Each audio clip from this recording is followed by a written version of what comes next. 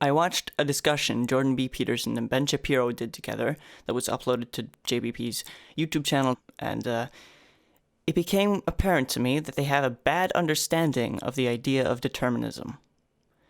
If anyone ever says, "Why are we even talking about this then?" as though it's some sort of fundamental critique of the idea of determinism, they neither understand the idea or what the proponents of it are saying. Determinism is basically the idea that cause and effect also acts on humans and human minds. Trying to refute the idea of determinism is basically impossible, and determinism is, to me, near obvious, and therefore the discussion of it, to me, is honestly a bit silly. The current state of affairs is obviously the culmination of everything that happened before us. No human idea is ever absolutely original. Everything is always somewhat based on something that came before it.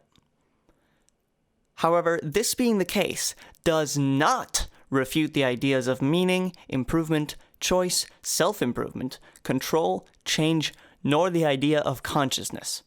Jordan B. Peterson and Shapiro seem to lump this into the mix. I don't know why.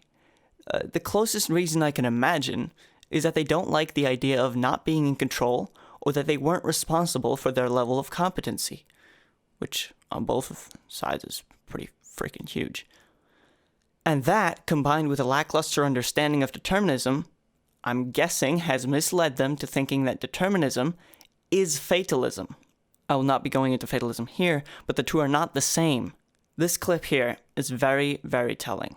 You're just a set of neurons that are firing. Neurons don't have responsibility. Your dog doesn't have responsibility. Do you have responsibility? You are a product of your environment and your biology. Does that carry with it any sort of moral responsibility? You don't have the capacity to choose. If you don't have the capacity to choose, how do you have moral responsibility? I debated Sam Harris on particularly this issue. That's the truth about civilization. Either you believe that's a lie and you're actively engaging in Plato's good lie, basically, or you have to believe in free will. And I don't think the capacity to choose and the capacity to self-better is a lie. I think that people do have the capacity to do that. I think even Sam believes that, but he refuses to acknowledge it because otherwise I don't think he would be in the educational position that he is, right? He spends his life trying to educate people. So it's all weird. I mean, I actually said in the discussion, why are we all in this auditorium? We were just sort of predestined by the universe to be in this auditorium at a certain time. Like, do you feel fulfilled by that? If so, you really have no choice in the matter.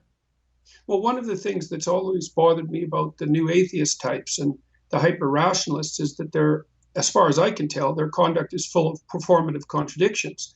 They say they believe certain things, but they don't act that way. And my sense, because I'm an existentialist at heart, is that what you believe is what you act out. What you say might be in accordance with that, and it might not. But there's no reason to assume that your beliefs are transparent to yourself, regardless of your claims.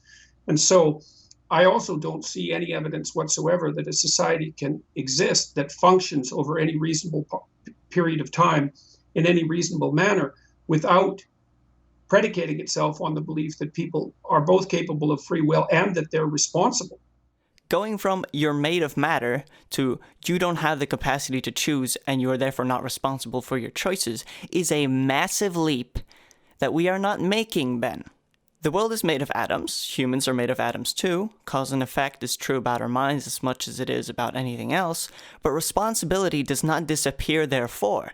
Responsibility still exists in the same sense that pain, logic, and math still exists. It is true within the human/social realm. It is bloody important to the human/social realm. It exists because humans exist. And to have any chance of reducing the suffering in the world, as Jordan B. Peterson would have said, we have to adopt such things as responsibility. We have to debate rights, and therefore also responsibilities. We have to make good choices and fight for value systems that set us up to make good choices. In absolutely no way is determinism and being in an educational position at odds. Sam Harris, wants to reduce the suffering in the world as much as that is possible, both me and him having, call it a soft spot for Buddhism and Taoism. He will use his educational position to reason and cause for a better humanity with less suffering, the effect. He's trying to determine into existence a better existence, Determinism is not a belief that nothing can affect anything. That's fatalism. It is the opposite. There is no better combination than someone being in an educational position, trying to be part of the cause of a better effect.